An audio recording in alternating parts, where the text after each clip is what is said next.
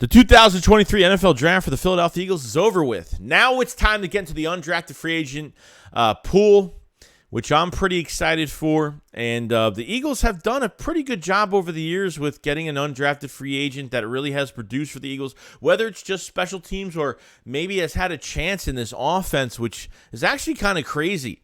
You had Jack Stahl, you had TJ Edwards. You've had some guys that have, the Eagles have done a good job trying to find some guys. And obviously special teams is going to be a huge one too, since I think that is the weakest part of our team right now, third part of our game, which is still very important. Now, iron sharpens iron, guys. Once you get these guys, you get them to training camp, joint practices, preseason, that's where you kind of see, can these guys beat out some of the depth pieces we already have here? There's a lot of enticing names on this list that I definitely want to go over. I think really is important.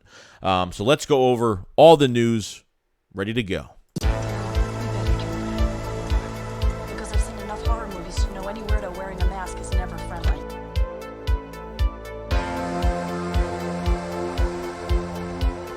Yo, what's going on, guys? Hope it's on a fantastic day. So obviously did a little bit of research on some of these players the Eagles did bring in, so I'm going to be a little bit of a noob and kind of read some stuff off a little bit as we kind of go through some things.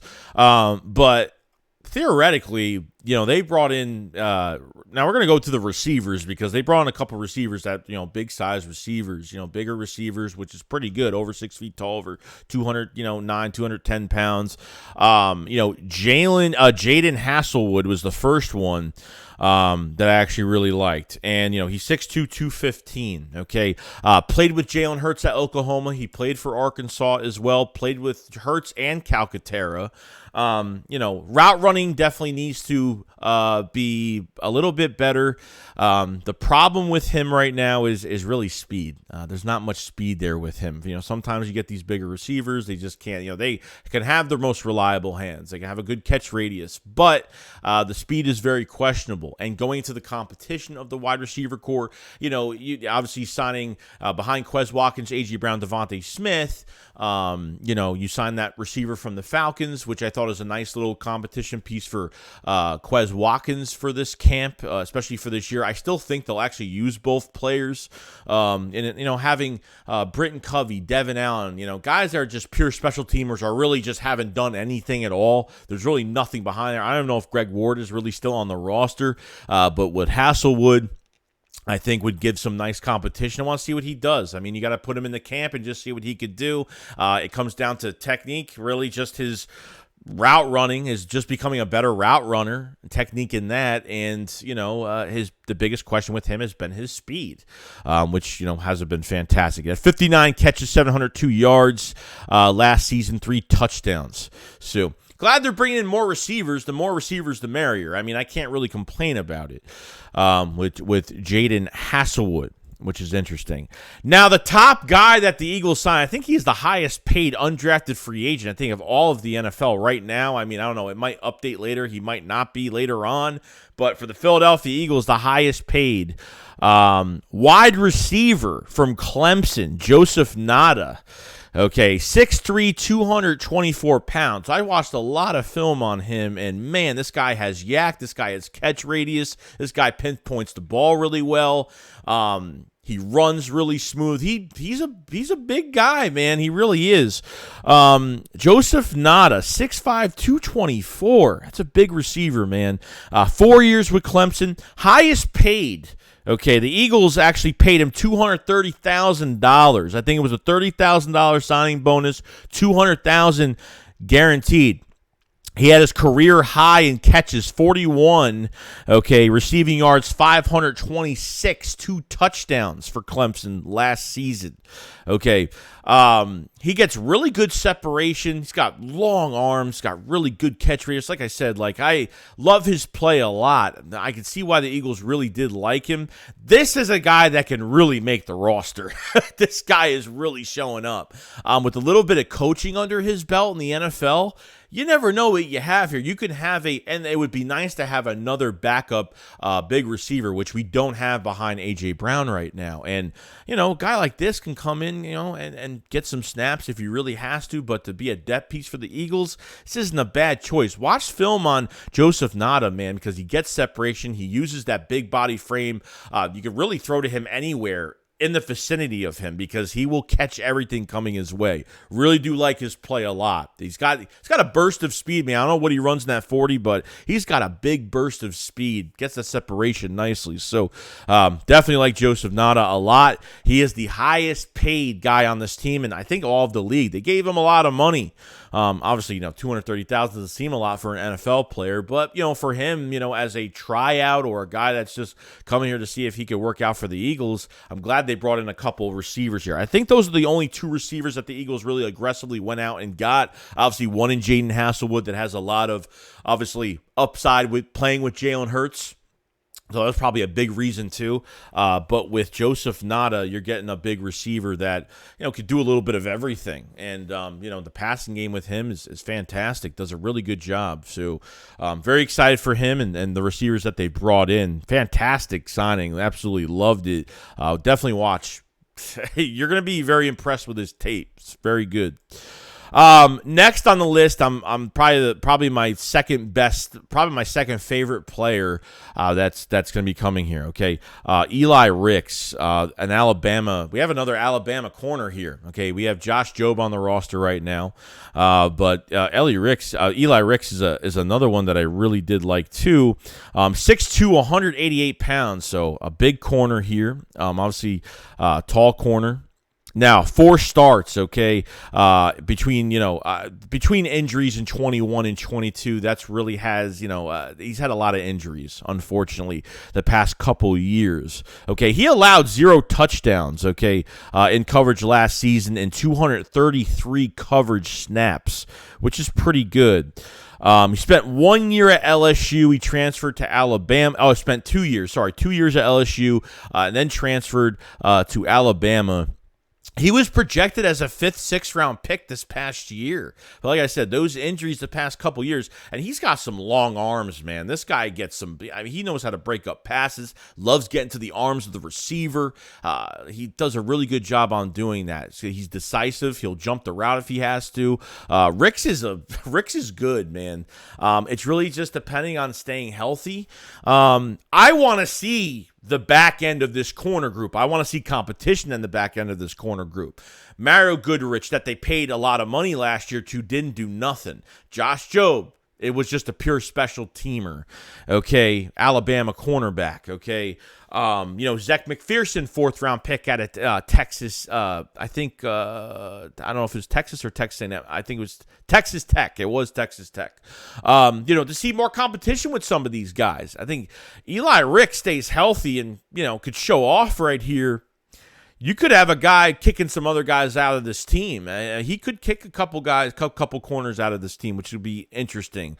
In that corner group, Greedy Williams is there now. You know what I mean? So obviously getting Keely Ringo too. So it's gonna be a lot of competition at the corner group. I really do like it. Eli Ricks, obviously between the injuries and what he could have been, probably would have been a higher pick if he stayed healthy, but didn't allow a touchdown last year. Over 230 coverage snaps, didn't allow a touchdown. That's a good resume for a guy coming off injuries too, that he comes in there and does work like that. So the Eli Ricks thing, I really do like, and the corner group is gonna. I want as many bodies at wide receiver, want as many bodies at cornerback as possible, because the back end, what is Josh Jobe gonna do? Is he gonna fight for more of a spot? Zach McPherson, Mario Goodrich, some of these other guys, we'll just have to see. But the resume speaks for itself. It's just injuries is why he dropped out of the whole entire draft and was not drafted. So hopefully stays healthy. That's the main thing. And hopefully can make some noise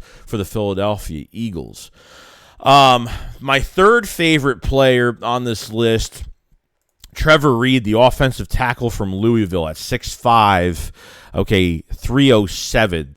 Okay, second-year starter, okay, 12 appearances, 11 starts, 628 total snaps at left tackle. He only allowed 3 sacks, 2 QB hits, and 8 hurries, and 314 pass block attempts. He had a PFF grade of 60.9.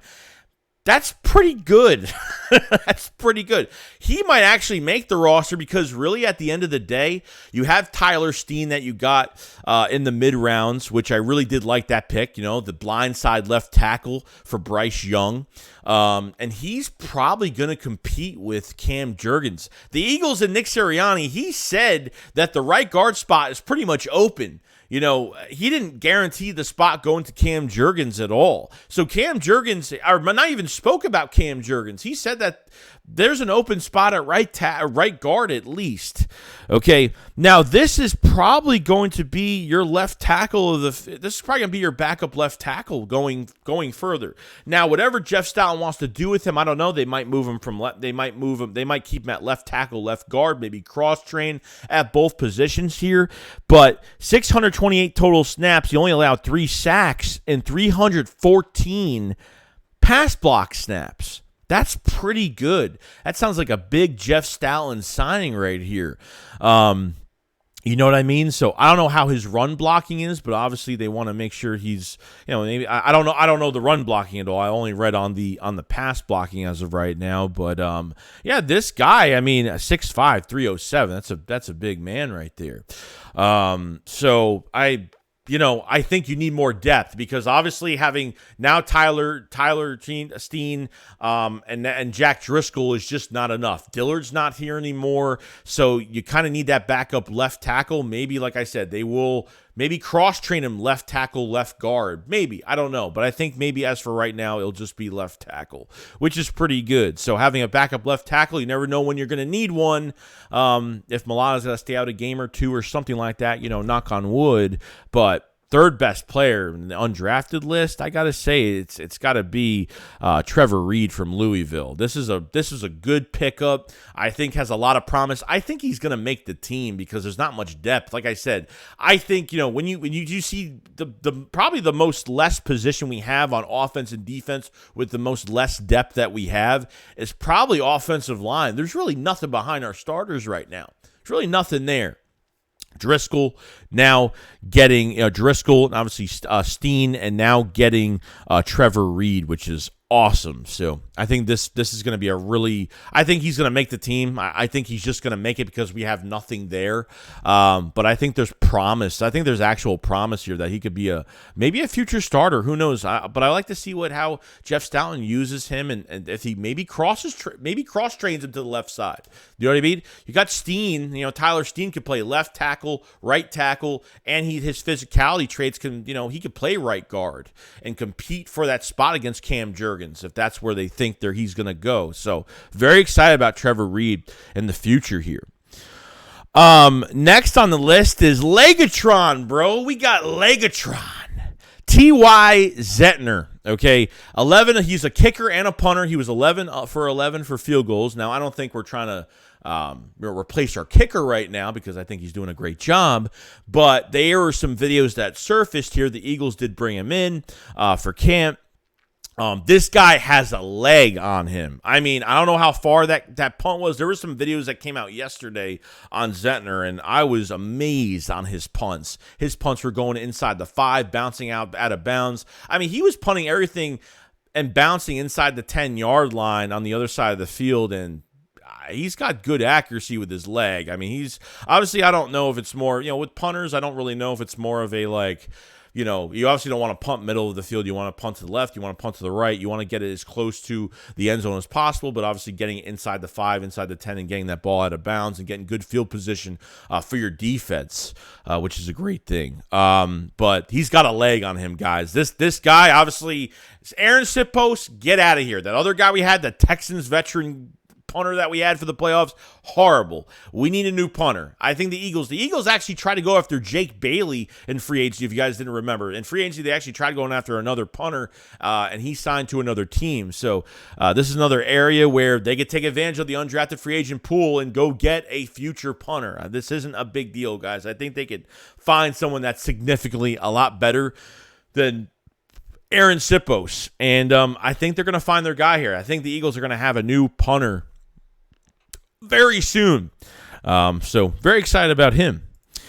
Next on the list is Ben Van Someren, linebacker from Michigan State. Freakish athlete. I don't know if he's a big coverage tight end, but run support is fantastic. This man can blitz. This man can hit the gap. This guy is a stopgap player. This guy is a monster, man. Like I said, I think it's more on the coverage with him that I think is the downside to him. But you have a freakish athlete here. I mean, this is an analytical pickup because, he's 6'3", 237 pounds. Okay, he was a combine freak, literally. 42.5 vertical jump, 29 bench press reps, 10-11 broad jump. His 40-yard dash would have been the second fastest among linebackers in the 4.4s. Really good. So this is more of an analytical pickup. He's got the attributes. He's the freakish athlete that we all know he is, because he is a thumper. He is a hard tackler. Watch the tape on him. It's his tackles. He plays aggressive, which I really do like. But obviously his play, maybe scheme fit, maybe just in the wrong scheme, and not the best player when it came to scheme fit or something like that. But the Eagles are going to give him a shot. Like that, they added another linebacker to this group with Nakobe Dean, and now you have Nicholas Morrow, which I think is a very underrated signing. Davion Taylor's just getting hurt too much at this point. You have Patrick Johnson from defensive end to linebacker. The guy from Kansas, Kyron Johnson's another one that I think they should. I think they should use him at linebacker as well. I think with now having, now you added, Nolan Smith to that defensive end group now, I feel like you can do a little bit more with Kyron Johnson, maybe cross-train him from defensive end to outside linebacker. Now, he was hurt. He ended up getting hurt as well, and he ran a 4.3 something.